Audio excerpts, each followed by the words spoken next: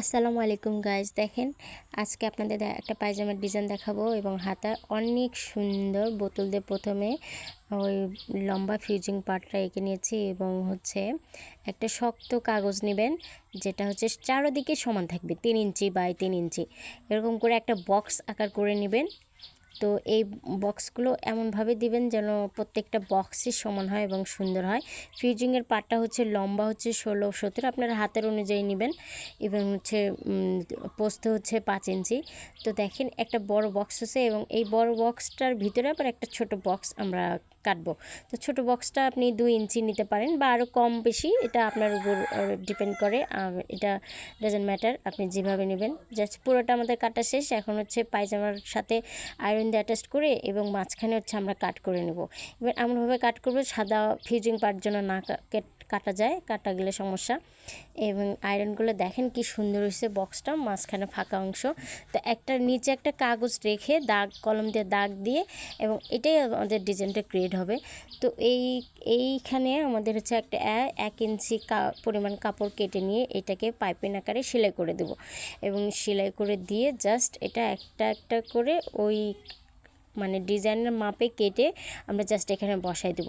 তো আপনি চাইলে এখানে এই ডরিগুলো ওই স্টিচ করে ওরফ করে পাইপিং কেটে ওই স্টিচ করে সুই দিয়ে উল্টেও দিতে পারেন, সেটা দিলে অত্যন্ত সুন্দর হয়। অ্যাকচুয়ালি সৌন্দর্য তো শেষ নেই।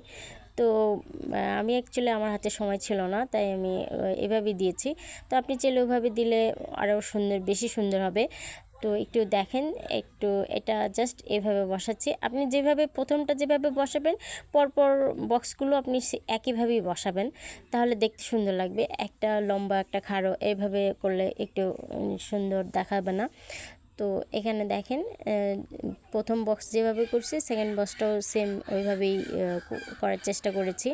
একটু মনোযোগ দিয়ে যখন আপনি এই ডিজাইনটা ট্রাই করবেন, তখন অত্যন্ত সুন্দর দেখাবে। আপনি একটু চেষ্টা করে দেখেন, ইভেন আপনি অবশ্যই চেষ্টা করেন। তো দেখেন, এটা জাস্ট আমরা এখন ওই ডিজাইন পার্টটা বসাই দেব এবং এই মাঝখানে যে সেলাইটা দেব, এই স্টিচটা দেওয়ার সময় একটু ছোট করে দেব, কারণ স্টিচটা ছোট করে দিলে অনেক বেশি সুন্দর লাগবে। ইভেন আপনি চাইলে এখানে ডাবল স্টিচ দিতে পারেন, একটা সুন্দর চিকন লেস দিতে পারেন, হ্যাঁ, বা মিরর আয়না লাগানো লেস দিতে পারেন, বা মাঝখানে একটা সাদা পাথরের বোতাম লাগাতে পারেন। আপনি যা করবেন তাই বেশি সুন্দর হবে। অ্যাকচুয়ালি সৌন্দর্যর কখনো শেষ হয় না, আপনি যতটুকু সুন্দর করতে চান ততটুকু সুন্দর হবে। এরকম নিচের কাগজটা আমরা খুলে নেব এবং এই যে বোতল দিয়ে যে দাগ দিয়েছিলাম, সেই অংশটা কাপড় যখন অ্যাটাচ করে উল্টা জাস্ট কাটমার্ক দিয়ে আমরা উল্টা সেলাই করে দেবো। অলরেডি আমাদের ডিজাইনটা হ্যাড গন রেডি। তো আসলে কেমন লাগলো আপনারা জানাবেন প্লিজ। আল্লাহ হাফেজ, ভালো থাকবেন।